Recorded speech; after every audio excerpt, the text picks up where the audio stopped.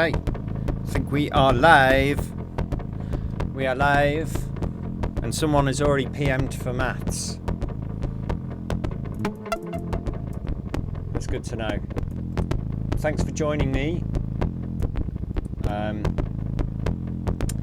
Yeah, we are definitely live. This is live. Yeah, we are on. Thanks for joining me, everyone. Hello. Let me just turn this off. Get rid of that. Enough of that. So, welcome to this special Come Patch with me. This is number 10, would you believe it? And in this episode, we're actually going to be looking at this little beauty over here, the Intellijel Steppy 1U 64 step gate sequence, gate step sequencer, 4 channels. We'll jump straight into that in a minute. Just a couple of things before we start. Yeah, anyone in the chat room you want to ask any questions on this, please do ask as we go along. I've only had this module a few days, so and the reason I've got it, I didn't realise I was pretty much one of the first to get this. I'd sent some modules off to be repaired, and Intellijel sent this one back to me, very kind. I didn't realise that they weren't actually out quite yet, or hadn't been kind of announced anyway. Along with my modules coming back in this, I also got these pretty cool little modules I thought I'd just quickly share with you. This is the Octalink, and what this provides you with is basically 8 in or out signals, audio or CV, that you plug into here. And then you plug your Ethernet cable into that one, and then you will then plug the other end into a second one. And then what that does, basically, it allows you to send signals from one to the other. So anything you plug into number 1 will go to number 1, vice versa. Why have I got this? I've got this because I've got 2 cases, and quite a lot I have signals going between the 2 different cases, and that often means that I have to use really long cables. Also, when I'm playing live, yeah, it can be a bit of a hassle using really long cables. What I can do now is just basically rock up to a gig, open up the cases, and then just patch between the 2 cases just using this. So yeah, these are called, I think they're called Octalinks. So I'm really glad I've got these. I'm actually using one today to send a clock signal from one of my cases here, sending the clock from the Hermod, and I'm sending that from one case over Ethernet to the Steppy, which we're going to have a play with. What else did I get? I got some buffered multiples as well. Intellijel do these cool 1U buffered mults. So this is really cool.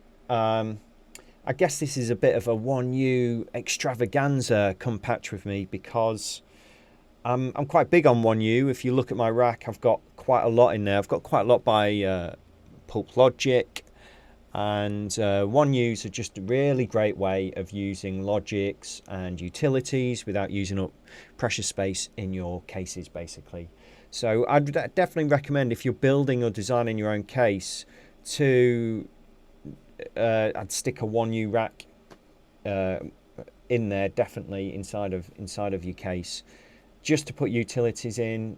You'll find it really useful, and then you can use the rest of your case basically to do you know, your oscillators and what have you. Right, you're all here, I guess, to know more about the Steppy. So let's jump straight into that. I've got some notes on it. I'm running this still on its first firmware. Intellijel did send me the latest one. I wasn't able to get it to update because there isn't any instructions yet. I think you've got to hold down some keys to get it into firmware update mode, so I haven't been able to do that.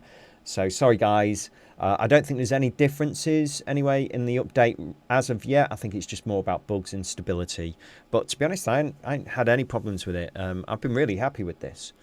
So I'll switch over to my other camera, and we can have a look at this. I'm already sending Steppy a clock, which of course Steppy requires a clock in order to progress through its various steps. And like I said, I'm sending that from the Hermod sequencer, and it's coming in to this octalink here, as I've just mentioned.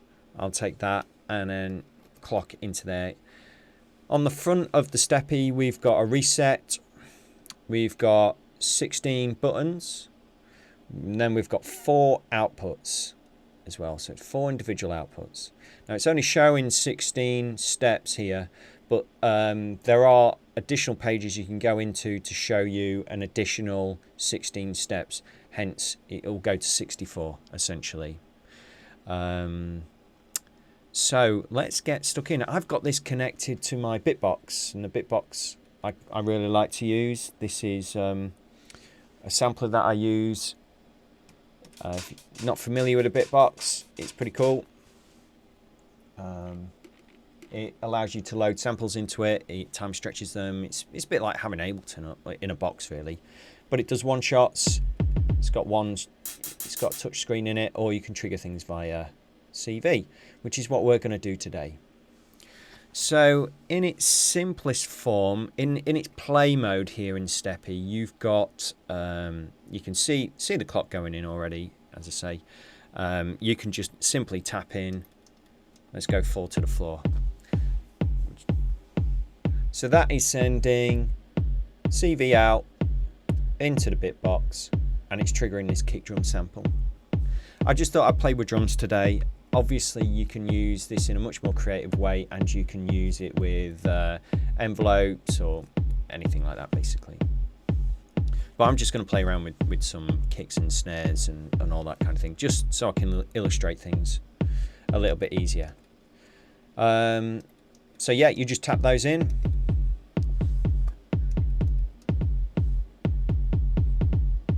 And there you go. You've got some sequencing going on. There's 4 tracks to this. Oh, actually, before I jump into the other tracks, I'll just say that you can change the length of this particular sequence on track A, which we're using, just by holding down the last step that you want to be the last step. So if I hold that down, it's just going to play 3 steps. If I hold that down, it's playing 7. Hold that down, it's just going to play the first one. Hold down the last one, and we're back in. Nice and simple, very, very easy to use. Let's go to track B and sequence something else, so I can trigger some hi-hats, give it a bit more context. If everyone can hear me okay, do let me know if the sound's too loud, too quiet, or anything like that. Do let me know in the chat room, please. I am monitoring that, and if you've got any questions as well about this, do ask in the chat room as well. Okay, so let's go to a different track. You've got 4 tracks. To select your track, hit the select button, and you can now, anything basically with a black background, I'll just turn that kick drum off, anything with a black background is select. So select there has got a black background, so any of these with a black background refers to select. So in select mode you can select track A, track B, track C, track D. Below it you can actually mute that track. Easy track muting, that's really cool. You can change which page you're looking at, so the first 16 steps, next, and so on and so on. You've got this button here which will basically it'll follow through the different pages if you've got multiple pages. You've got this, which is a loop function, which is really cool. I'll show you this in a minute, and when that's activated, basically what it allows you to do is kind of play with the sequencing in real time using your fingers by holding down a first and a last step. And then you've got a reset button for manual reset, and you've got a clear button as well to clear things. Let me show you that loop function actually now. This is pretty cool. This what makes it really quite playable. So if I turn on that loop function and just come out of this mode, and I'll bring my kick drum back up. So with that loop function on, if I hold down a first and last step, it'll play those.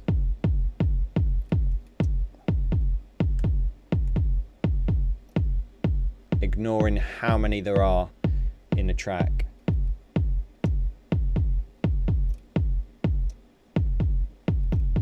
And I think it just carries on from where it is in the loop. I don't think it's kind of like a follow on and it remembers where it was in the loop before you started pressing those buttons. Obviously, if you... Oh, hello, System Exclusive. Saying hello there in the chat room. Hello to Inky, of course. How you doing? Sojo, PM'd for Matt. Got that, mate. Thank you. Also with a loop function, really cool if you just want to stutter on the first beat.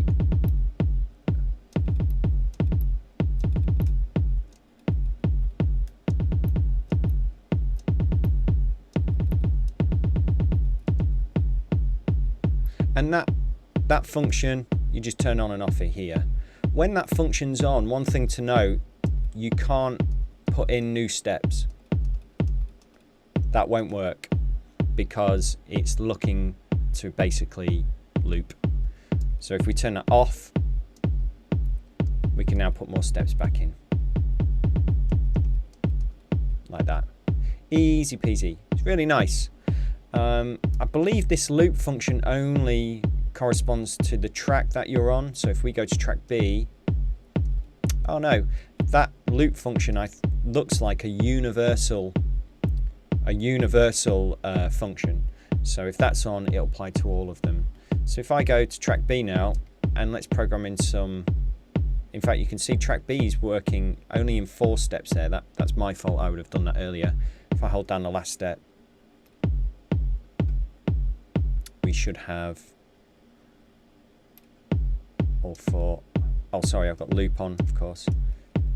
So that's something to notice. If you've got the loop function on, the loopy function on, you can't change the endpoint. So on track B, let's put some hi-hats in. So that's triggering just another sample here from the bitbox. So if I want track B, which is this one playing with the hi-hats, to just be 3 long, hold down the third one. Really easy there.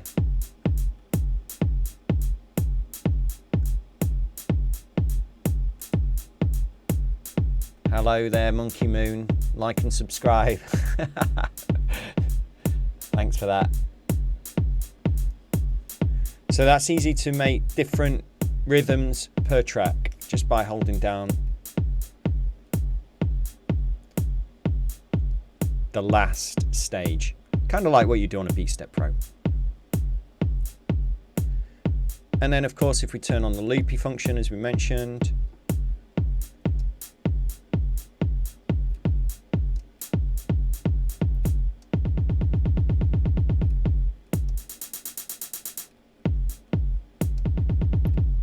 you can play around with things like that. Back in select mode, I mentioned that you can mute tracks A, B, C and D with the X here, so we can mute the hi-hats, bring them back in, mute the kick,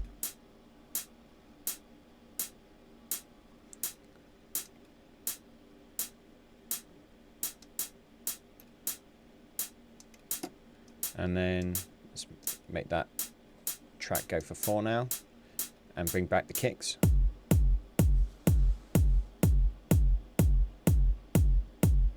There we go. Nice and easy. Obviously we've got track C, we've got track D as well. I might use those in a second. If you're sending it a reset, obviously I'm not sending it a reset, but you could do, which, there we go, by sending it a reset, I've got things back as they were because I started messing around with things there. It's always good to send it a reset, or you can always go in and do a manual reset here in the select page. So that's really cool. There is more though. In the edit page, this red button here opens up a whole new world of additional things that you can manipulate and play with in real time. I'll just turn it down a second. So what else can you, so in this page, in the edit page, this is anything that isn't got the black background. So we're looking at gate. So we can change the gate length of each gate being sent out, which is cool. We can divide the clock for a particular track. So we can divide the clock by 1, 2, 3, 4, 8, 16, 32, 64. We've got a swing we can apply to a track, delay that we can apply to a track. Now, delay is different to swing. Swing obviously swings. Delay will actually delay all gates by a certain amount. Probability is really cool. That allows you to basically decide what's the probability of that track actually playing the gates that's on there, which is good for a little bit of random. You've got shift, which allows you to shift gates forwards and backwards in time. And then you've got save and you've got load. So yes, you can save and you can load some presets into here, which is really cool. So you can save, I think it's 16, it might be more. So let's have a look at what you can do with all these things. First of all, let's look at gate.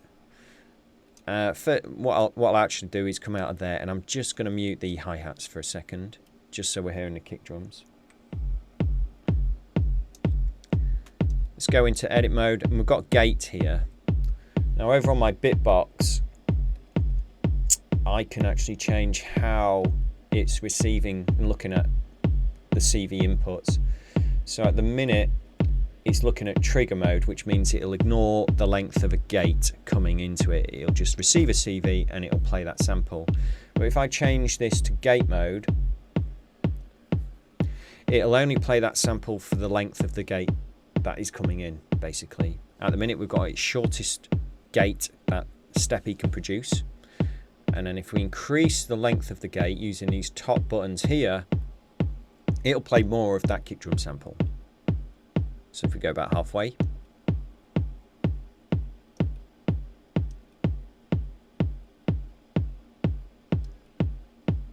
oh, sorry, I'm on track B, track A, my bad.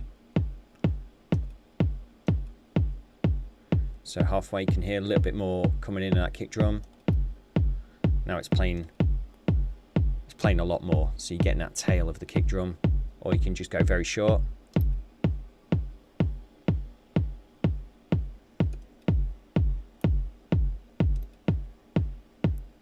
Hear that? That's pretty cool.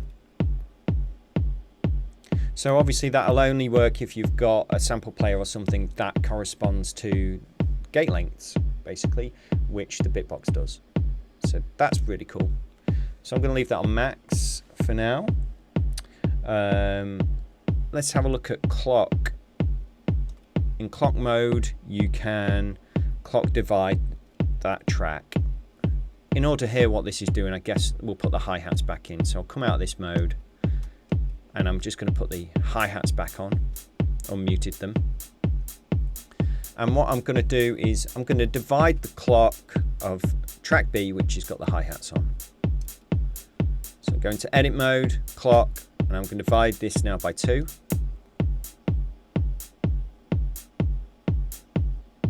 And I could divide it by 3.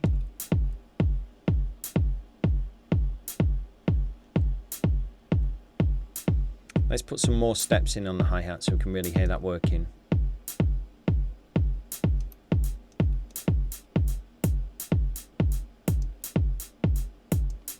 Nice. Divided by 4. And so on and so forth, all the way down to 64. It's going to take ages. Put it back into 1. So at any time I can now go divide by 3, back to 1. divide by 2.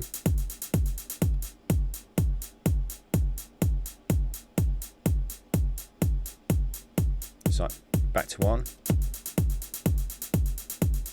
Divide by 4.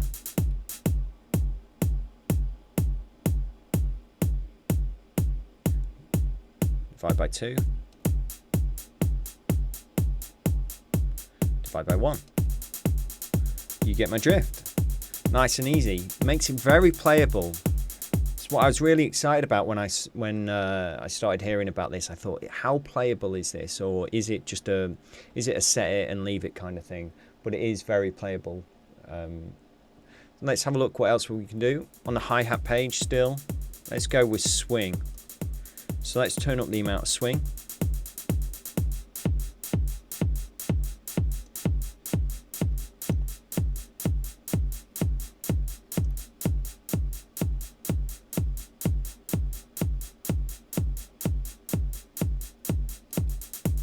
No swing.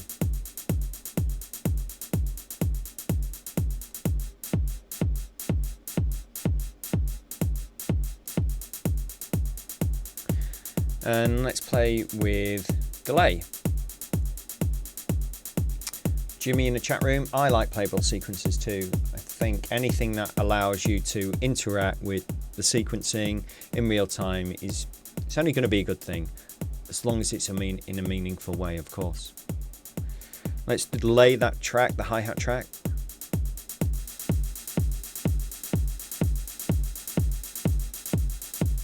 The kind of sidechaining you're hearing, by the way, is because I've got the kick and the hi-hat coming out of the bitbox out the same output, and it's actually got, I didn't realize this, but out of the main outputs it's got a limiter compressor which is applying that.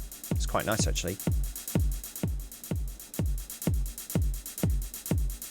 Now the thing about the delay and the swing is that if you're using both, so if you've got some delay and you've got some swing, what it does, it actually will sum the delay and the swing together. Well, the cool thing is that the gate triggers are maintained. Even if you have a really long gate length, it'll shorten that automatically to make sure that it will play the next gate. So you can get some really interesting effects coming out. Going to delay.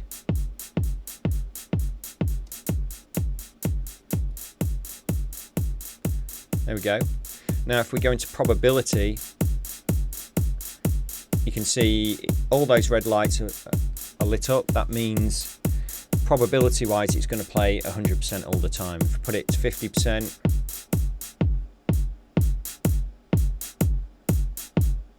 bit more random.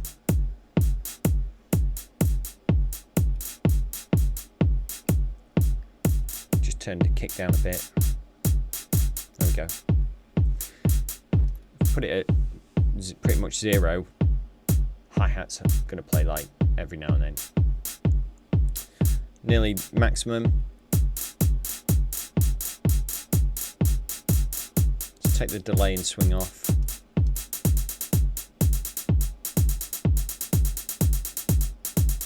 So that's nice. Bit of probability there. We can apply the probability also to the kick drum. All we've got to do is come out of that mode. Go to track A, which is my kick. Let's go to the probability of the kick drum and turn that down to about there. Be a bit more inventive and stick a few more kicks in there.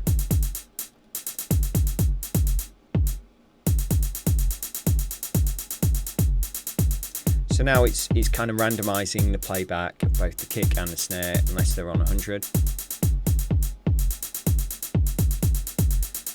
I think I've got this right. There's a quick way to navigate through all of this. Whoops, just hit my camera. There's a quick way to navigate. If you're going from edit to select node, I believe if you hold down select mode, you can quickly jump in and change between track A and track B, and also muting.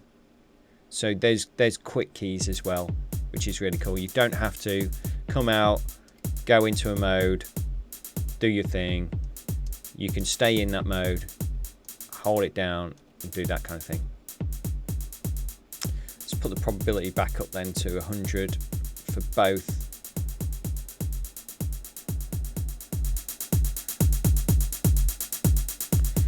So the next one we've got is shift. Which track are we on? We're on track A. Let's say we want to shift all of my kick drums along, and this is cool, look at that. What this allows you to do is shift that track backwards in time or forwards in time by either 1 step in time forward, 2 steps, 3 or 4 forward, or 1 step back, 2 step back, 3 step back, or 4 steps back. So on the kick drum page,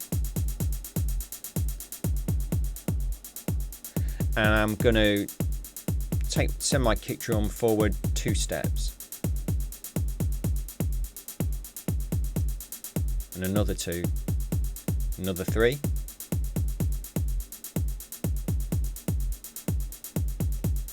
Four steps. If we go to the hi-hat page, and let's do something like that. Let's make the last.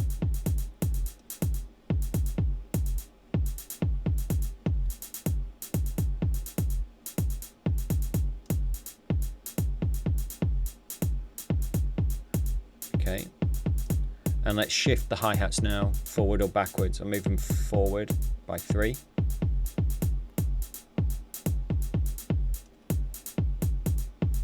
So you can just basically move around where you want things within the sequence, which is pretty cool. I'm not sure if there's a way, what would be really cool here, and I don't know if this is possible or if there is a way. Like I say, I've only had this for a few days, but when you start messing with this and you start messing with the delay and the swings and clock and all that, it'd be really good if there was a kind of get out of jail card, so you could just go bang and you're back to square one. Maybe it's as simple as just reloading that preset. It's a question for Intellijel, really. I couldn't quite find that in the manual, but anyway, it'd be really good basically to mess up, you know, just go a bit crackers sometimes, add a load of fills and stuff like that, and then just get back to where you were somehow. Maybe there's a combo you could add back into there. That'd be really cool. Okay, nearly there. We've got ratcheting. Now ratcheting, anyone familiar with that? Ratcheting can be really cool, a great way to add variation and kind of instant aphex twin kind of things. Ratcheting might be quite cool if you're actually playing back a long sample as opposed to just one shots, kicks and snares. If you're playing back a full drum loop and you ratchet that, you can get some really nice, interesting, stuttery stuff going on. Let's have a look at ratcheting. What we got going on? Let's ratchet the hi-hat. So that's the hi-hat that we're playing at the minute. It's playing those 3 notes, and it's stopping on. It's resetting after step number 7.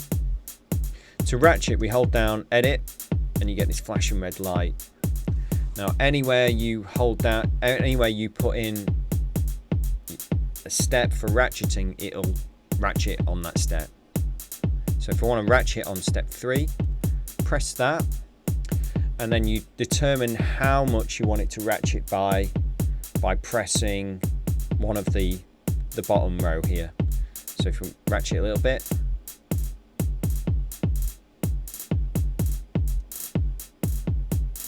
or more,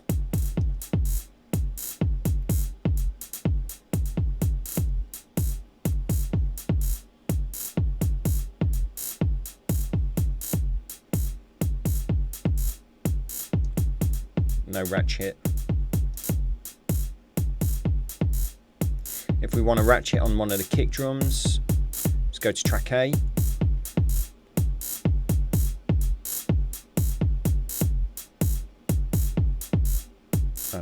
Let's see. So if I want to ratchet on that step there, hold down, choose that one, and how much you want it to ratchet.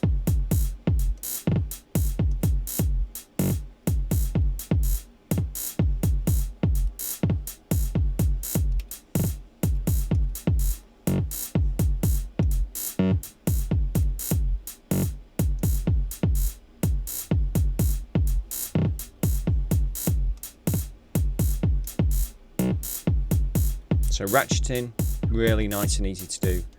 Jump back to there, got ratcheting on that step, you can change that. If you want to add more ratchets, just choose more steps and the amount that you want it to ratchet.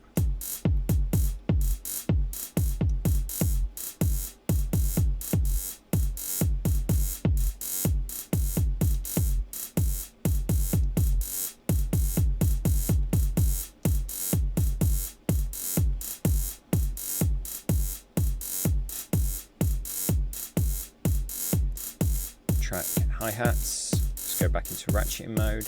Oh, go back into ratcheting mode.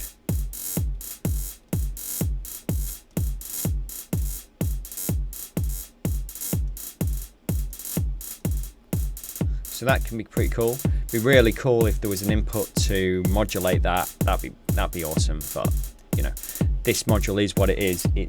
It's a step sequencer. It hasn't got loads of CV inputs and all that kind of thing. It's got a clock, it's got a reset, and the rest of it is all manual play. But what I suppose you can do is create lots of different presets in here, save them, and then jump between them basically if you really want to manipulate it more than it currently offers. So you could have a preset in slot 1 which might be a really straight kind of 4 to the floor, and then preset 2 might be a little bit more erratic, or your hi-hats come in or something like that. And then you could just switch between them, you know. So if you know what's in your banks and what you've saved, I think that's a really good compromise in terms of playability and what you want to get out of this. I think that's it. Yeah, so we've been through shift, we've been through probability, the gate lengths divided by clocks, how to select tracks, lengths of the different sequences that you can run. Just looking at my notes if there's anything else. Yeah, the looping mode, that's really cool. Again, so if we've got this going, we just go and select looping mode.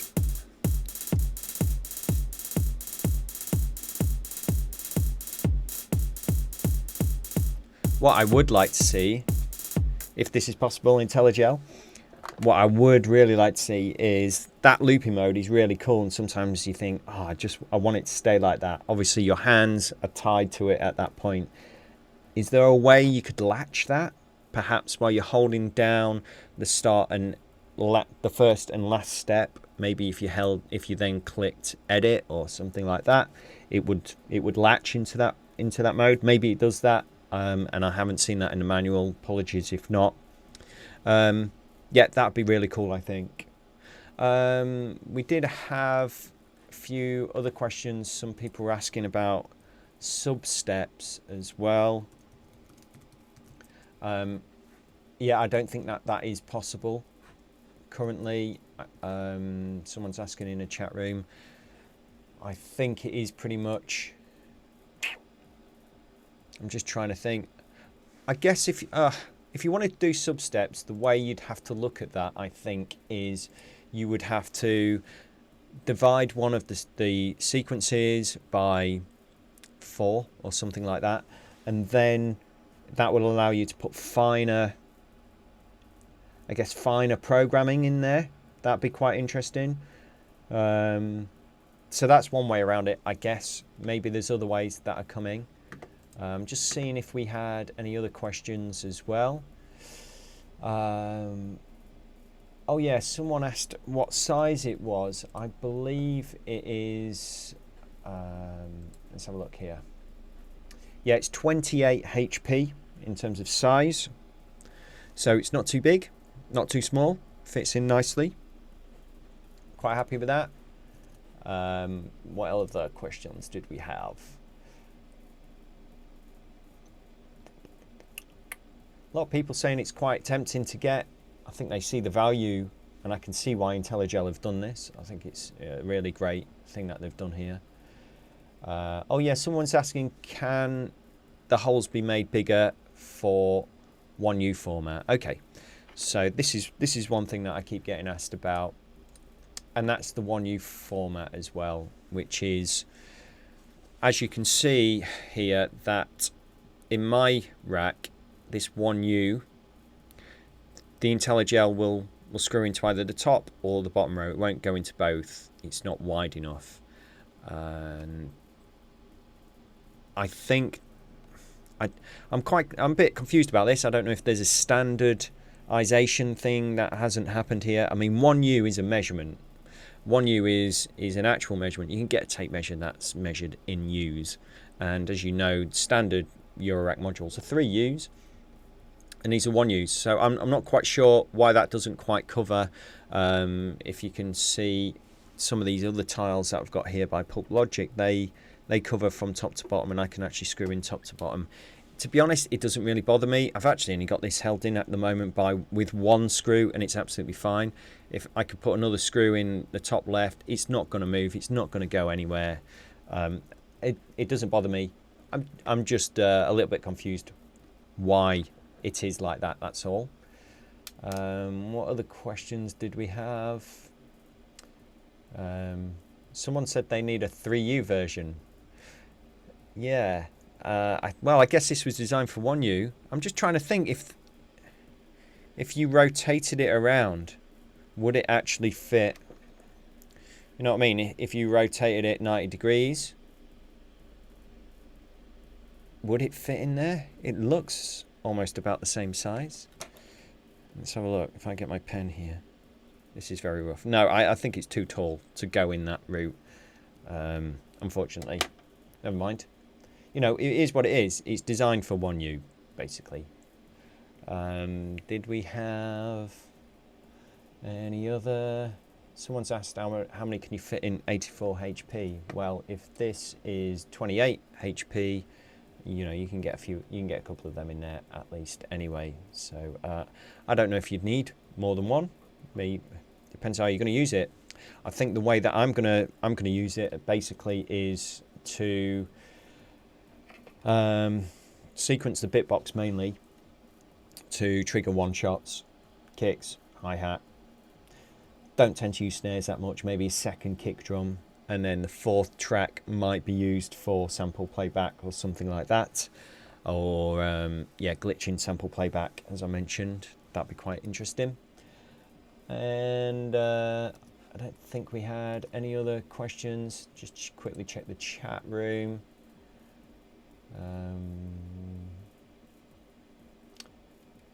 Someone's saying they can't see the comments in here. There are comments.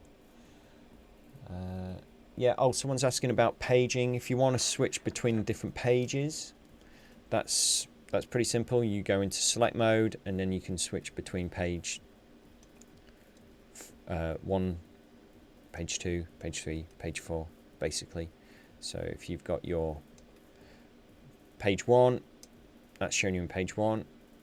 Then if you go into page 2, it's blank now, and in page 2 you can program in your next step of steps, basically, and so on and so forth. So that's how you get into there. And then if you've got that selected there, it'll follow, and it'll scan through all the different pages that you've got as well. And just see if there's any other questions here as well. Any others in there? No? Okay. Well, I think that's kind of it for now. I believe this is ready to buy. I think you can order this. It's a definite keeper for me. Definitely. What it does, it means that it frees up some tracks on the Hermod sequencer that I've got over here. And that frees that up for basically CV Joy. And I can just use this for gate. Obviously, the Steppy doesn't do any CV, doesn't do any modulation. It is literally gates. But you can change those gate lengths, and you can use those gate lengths in quite interesting ways. Ratchet, all sorts of stuff. So it's got all the things that's in there. It's only just come out. Maybe there's things that's due to come out in the firmware. You know, Intellijel do regularly update their firmware on a lot of modules. So we might see more things coming from that. Anyway, I think that's it. Thanks, Jimmy, regarding live streams. Oh, that's very kind of you. Wish you had more views. Well, yeah, hey, don't forget to share like, subscribe. If this has been helpful and you've liked this, then great. I'm sure someone's going to come along and do a much better review of this, like DivKid or whoever, who do really great videos. If you haven't checked out their pages, which I'm sure you have. I just literally got this one, so I just thought I'd share it with you because I've had a lot of people on my Instagram asking me, where is this from? So on and so forth. So that's why I thought I'd do this quick video. But keep an eye on Intellijel's YouTube channel too. There's already 2 little videos that's come out about that. And of course the manual you can download as well from their site. So that's it from me really. Thanks everyone for joining me. I'm now going to pull out essentially all my modules and rearrange and reconfigure stuff. Now I've got the Steppy, now I've got these little octalinks. It's going to enable me to work in a bit more a different way. So yes, this is all going to be reconfigured. If you'd like me to do a video in real time, it might be a bit boring. We'll have to put some music on, but if you want a video of me where I'm taking all of this out and putting things back, and I can talk about individual modules and why I've chosen where they're going to go for particular reasons, and you can ask me any questions about the modules, then leave a comment below and I'll do that for you. If not, I'll just do it in my own time in my slippers with a cup of tea. Anyway, thanks so much for joining me everyone, and yeah, let me know if you get this and you try it out, and thanks again for joining me. Thanks.